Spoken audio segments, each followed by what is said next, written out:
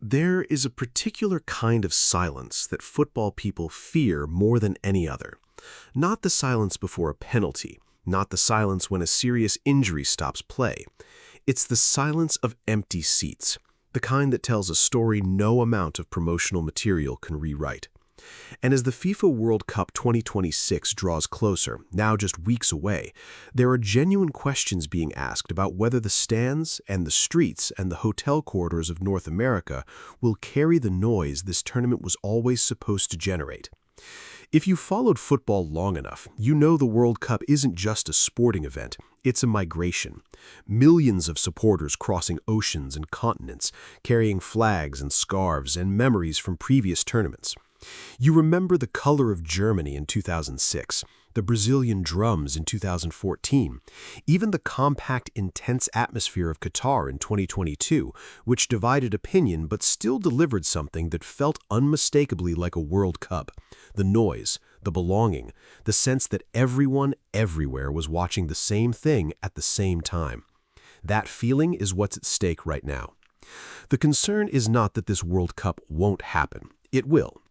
The matches will be played, the goals will be scored, and the trophy will be lifted somewhere in the United States on the 19th of July. But a series of reports and industry surveys released in recent weeks have painted a picture that no football fan and no football administrator should feel comfortable ignoring. Despite more than 5 million tickets being sold, nearly 80% of hotels across the 11 U.S. host cities reported that bookings were tracking below initial forecasts. That's not a minor discrepancy, that's a structural problem. NPR. In Kansas City, the situation was described as particularly stark, with bookings so far below expectations that they lagged behind what would normally be expected for an ordinary June and July. In Boston, Philadelphia, San Francisco, and Seattle, a number of hotel operators surveyed went further, describing the tournament as a non-event. That phrase, a non-event, is a brutal verdict on what was supposed to be the most watched sporting occasion in human history. Al Jazeera. The American Hotel and Lodging Association, which represents the industry across the host cities, released its World Cup Hotel Outlook in early May. The report found that anticipated demand had not translated into strong hotel bookings, and that domestic travelers were outpacing international visitors. FIFA room block cancellations, international travel barriers, and rising costs were identified as key drivers of what the AHLA described as softened hotel demand. Each of those three factors tells a different part of the same story, and each is worth understanding separately, because together they explain something significant about how this tournament has arrived at this moment. AHLA. Start with FIFA's own role in the hotel situation. The AHLA accused FIFA of blocking too many rooms for its own use and for actors associated with the tournament. According to hoteliers, that practice created an artificial signal of demand, pushed prices up, and influenced investment, hiring, and planning decisions across host cities. Then, when FIFA released or canceled some of those rooms, a gap remained. In cities such as Boston, Dallas, Los Angeles, Philadelphia, and Seattle, the association argued that up to 70% of the rooms initially reserved by FIFA were subsequently canceled. Pan American World. Think about what that meant in practice. Hotels invested. They hired staff. They set pricing on the assumption that rooms would be needed because FIFA had formally told them they would be. Then, those reservations disappeared.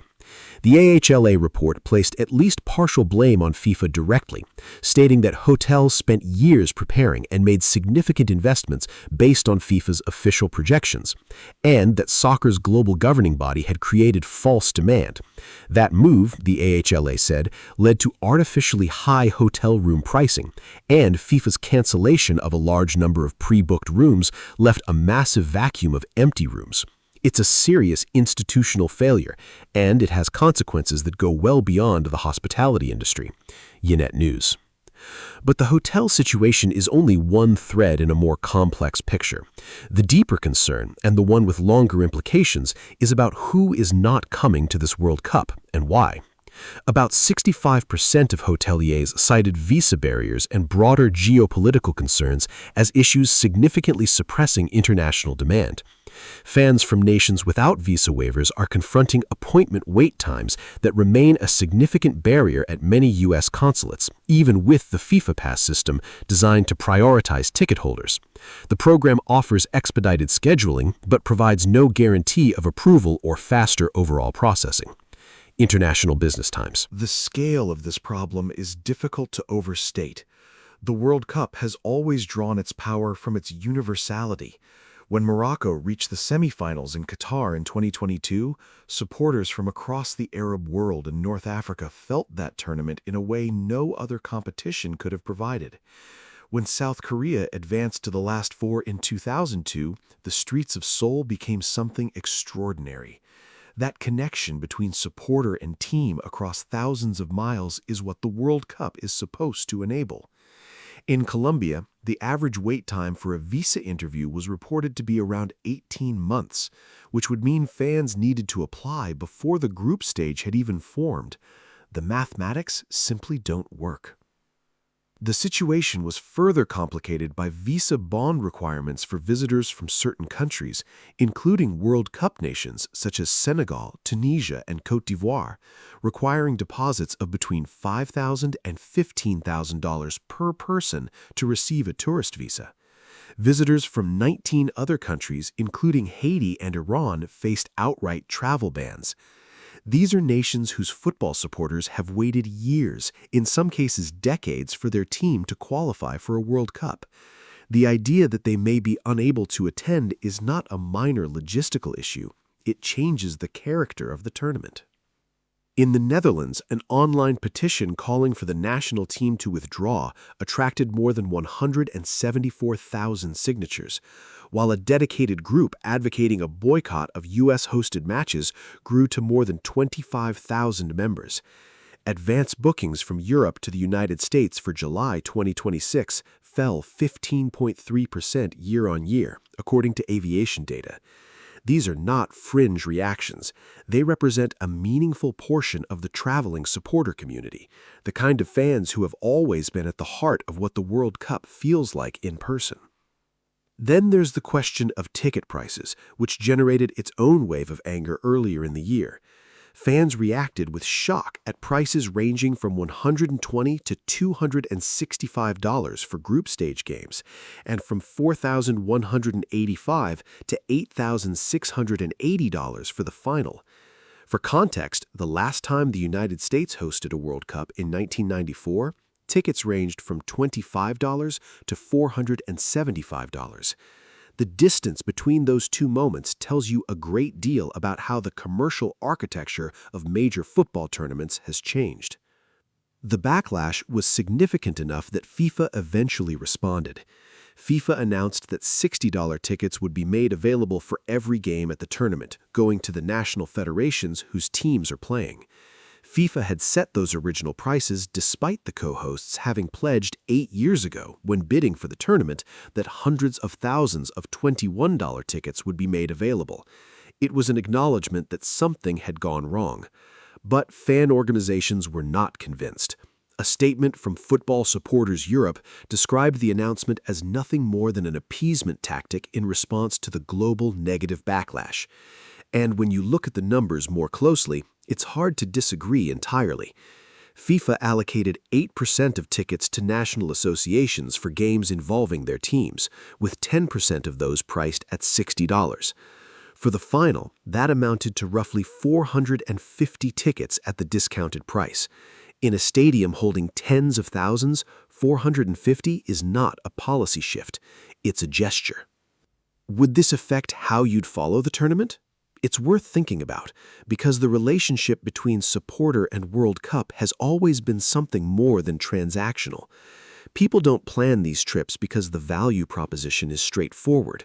They plan them because of what it means to be there, to be in the city, to feel the anticipation before a match, to watch strangers become temporary companions over 90 minutes. That experience has always been available, theoretically, to anyone who could get there. The concern in 2026 is that anyone is becoming a narrower category with every passing month. There is historical context worth drawing on here. The 1994 World Cup was itself doubted before it began. American audiences were considered indifferent. The scale of the stadiums was questioned. And yet the tournament produced some of the highest attendances in World Cup history. Brazil won on penalties in the final at the Rose Bowl in front of over 94,000 people. The football converted a skeptical host nation. The lesson was that the World Cup tends to find its own momentum once it actually begins. There is also the simple reality that 6 weeks is a long time in football terms. The AHLA itself noted that forward indicators showed there was still meaningful opportunity ahead, even as its survey results were sobering. Last-minute bookings are a genuine factor in major sporting events. Fans who were waiting to see how their team performed in qualification or who held off on travel plans out of uncertainty may yet arrive. Cities that look quiet now could change significantly once the tournament begins and the atmosphere starts to build. But there is a difference between hoping something recovers and having confidence it will. And what the evidence suggests right now is that the gap between what was promised and what is materializing is wide enough to warrant serious examination. The anticipated influx of international tourists, who were expected to spend an average of $5,048 per person, significantly more than typical overseas visitors, has not materialized at the scale projected. The economic argument for hosting a World Cup depends heavily on that international footprint. When it doesn't arrive, the calculations change. FIFA, for its part, still expects unprecedented revenue for the organization, somewhere between $11 and $13 billion, compared with around $7.5 billion from the last World Cup in Qatar, largely from partnerships with major corporations. The governing body's financial position is not really what's in question here. FIFA will be fine. The question is whether the host cities will feel the benefit that was promised to them, whether the fans who bought tickets and planned journeys will have the experience they imagined, whether the tournament, in the streets and the hotels and the public squares around venues, will feel like a World Cup. What makes this situation difficult is that it isn't the result of one decision or one failure. It's the accumulation of pricing strategies, visa structures, geopolitical tensions, and institutional miscalculations, each of which, taken alone, might have been manageable. Together, they have created a set of conditions that are working against the tournament's own stated ambitions. FIFA marketed this as the most accessible World Cup in history. The evidence currently suggests it may prove one of the most restricted. I'd genuinely be interested in your view on this. You've watched enough World Cups to know what the atmosphere of a tournament depends on. Not the television pictures, not the FIFA graphics, but the people in the cities, the traveling supporters, the noise outside the stadium hours before kickoff. Does what's happening here feel like a temporary problem that the event itself will solve? Or does it feel like something that represents a more permanent shift in who the World Cup is really designed for? The answer matters beyond this tournament. The World Cup's legitimacy, its claim to be football's universal celebration, has always rested on the idea that it belongs to everyone, not just to corporate partners and high-spending visitors and those wealthy enough to absorb dynamic pricing and visa bonds without a second thought. If that changes, the tournament changes with it. It might still be spectacular, it might still produce extraordinary football, but it won't be quite what it was, and that would be a loss worth understanding clearly. If you found this worth your time, a like helps more than you think. Subscribe if you enjoy thoughtful football coverage, and let me know your view in the comments. I read every one. The World Cup has always reflected the era around it. Perhaps that's what makes 2026 so fascinating, and for those who love this game, so quietly unsettling.